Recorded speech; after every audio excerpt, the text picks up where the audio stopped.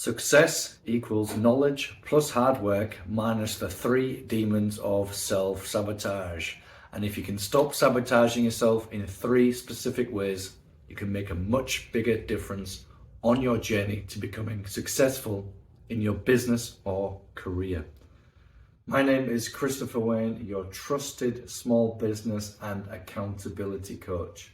And today we're going to look at the three demons of self-sabotage and how you can use this framework to understand yourself better and level up in your business and your career.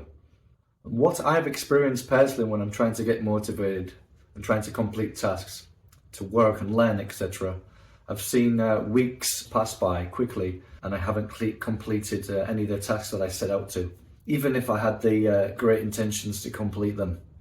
So frequently the amount of time I would invest was very low, and somehow I'd let the three demons of self-sabotage take over. The three dangerous demons of self-sabotage that will stop both you and I from getting what we want from our business and personal goals.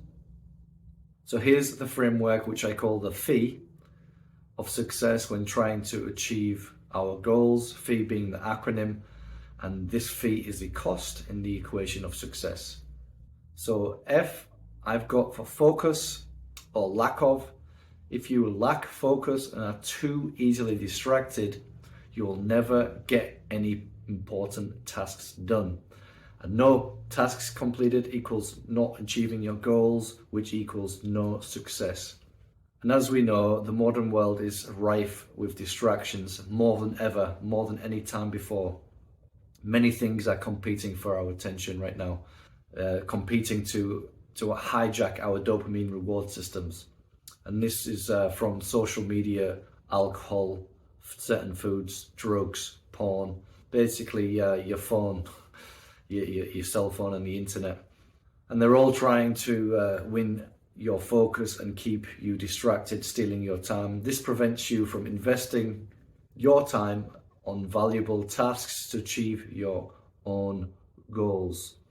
And if the first thing you're actually doing in the morning is opening up your phone, checking your messages, or open up your work emails and then starting to reply, then you check the news, you check what's happening on social media, you're starting to scroll through all the reels, you're already hooked. And this instantly opens your mind up to distraction and you'll not have any control over yourself. If instead the first thing you do in the morning is complete your morning routine before you turn on the phone and get your mind primed and ready for the day, that will serve you very well. Maybe you go for that walk or run first. You could hit the gym, you could take a cold shower, do some stretches or whatever. So just think about what is important to you and what are the most important things to start the day and get done first. If you will do this, you will become more focused and motivated to complete your tasks and achieve your goals. When I need to get focused on a task or a goal, when I actually decide to take action and get something done, I use a tool called the Pomodoro technique. This technique was developed by an Italian PhD student who was finding it very difficult to finish his thesis on time. So Pomodoro, for those who don't know, is the word for tomato in Italian. And in the Italian student's mother's kitchen, there was a timer in the shape of a tomato. And in a place of immense struggle for the student, and without really making progress on his thesis, he took this timer and he set it to 20 minutes. And he just said to himself, hey, I'm going to sit and write until the timer buzzes. He then repeated this process a number of times each day, and in a couple of weeks he had actually completed his thesis within a few weeks. And now when I want to start a task like creating a plan, reading or writing or researching or doing some exercise, what I do is I take a timer and I set it to 25 minutes and I just keep working until the sound goes off. And if you do have any external distractions or the need to get up, whatever you might need to do, I try to avoid it. But if you do need to do something else, just reset the timer back to 25 minutes. And at the end of the day, you ask yourself how many Pomodoros did I complete today?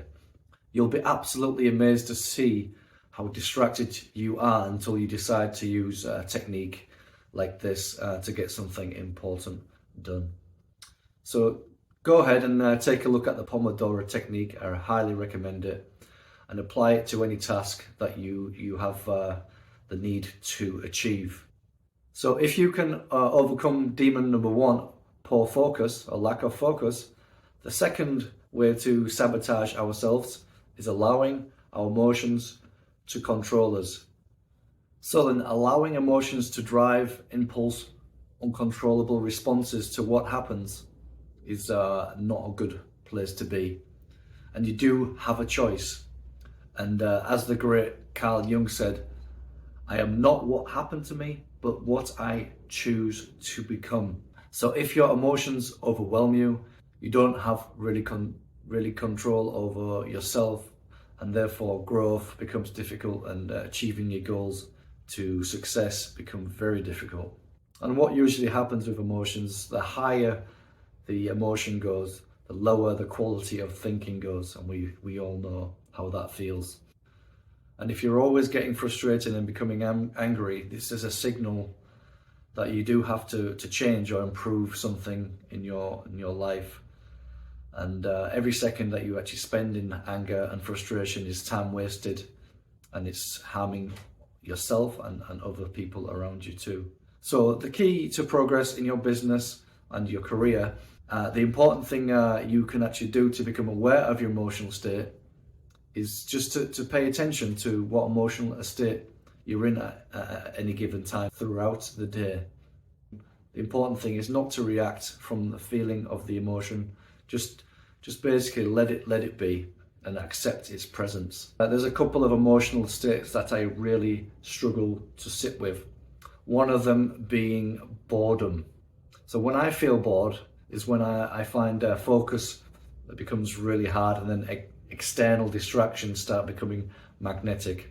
I look for anything to distract me. Of course, there are many things out there competing for my attention and focus. As something to be aware of at all times. So the ability to allow emotions to come and go and serve you and not be impulsive is very important. It's a very hard thing to do. So if you are struggling with this, do think about hiring a mentor or coach to assist you. And even in some cases, I do recommend a therapist. So if you've got focus and distraction under control, and you're aware of your emotions and you accept them, then there's the third demon of self-sabotage, which is lingering in all of us too, which is entitlement. Entitlement, believing that something is owed to you without working hard to get it, believing that you deserve more. When you're entitled, you're at risk of becoming across arrogant as well. If you're entitled, you're always vulnerable to that threat of unmet expectations, and this can arouse negative emotional states such as anger, frustration, and stress. Then you start to lose internal control and focus, and therefore you become distracted, and this becomes a very vicious cycle to be in. And the great news is you can get rid of your sense of entitlement, and you can lower your arrogance levels from practicing humility and working hard. I even notice every so often that as I improve and gain more knowledge, that my ego grows a bit, and my brain starts to tell me that I deserve more. I deserve more money, I deserve more status, I deserve more from life. Yeah, I haven't really earned it. Hard work is required, and if you do that, still nothing is guaranteed. And the reality is, the world owes us nothing, and no one really cares about our struggles. And this is something everyone must address, especially today in this me capitalist money society. So one of the things I try to do to rid the arrogance within me is at the beginning of each day, I try to do a difficult physical activity, such as running, doing some strength training, and taking a cold shower. And if I'm meeting a client, for example, or organizing a workshop, I try to think about what happened to bring the people in today and what's going on in their life. I try to think about what they could be struggling with, what's going well, and if I can help them in any way. So then I begin not to be the most important person, but someone who is just like my client, who also feels and shares the same emotions, and also who has the same challenges and hardships, just like me. I begin to put the focus on other people, and when I do this, I have the time to think about who they are. So root out your arrogance, root out any sense of being owed or entitled. My name is Christopher Wayne. I'm a small business and accountability coach. Thank you very much for your subscribes and likes and your comments. It really does inspire me to create more. And if you need help on any specific outcome or challenge or goal, please do email me for coaching and mentoring options. See you in my next video.